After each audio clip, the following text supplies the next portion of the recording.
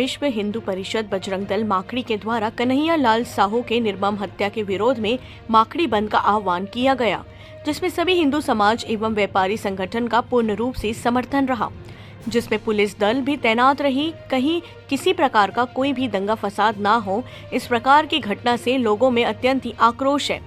उदयपुर में जो घटना हुई उससे पूरा देश बर्बाद है। आज की बंद में हर वर्ग का समर्थन मिल रहा है।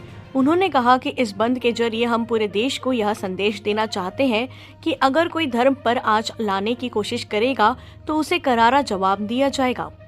माकड़ी से रोशन सेन की रिपोर्ट। भारत माता की जय, भारत माता की जय, भारत माता की जय।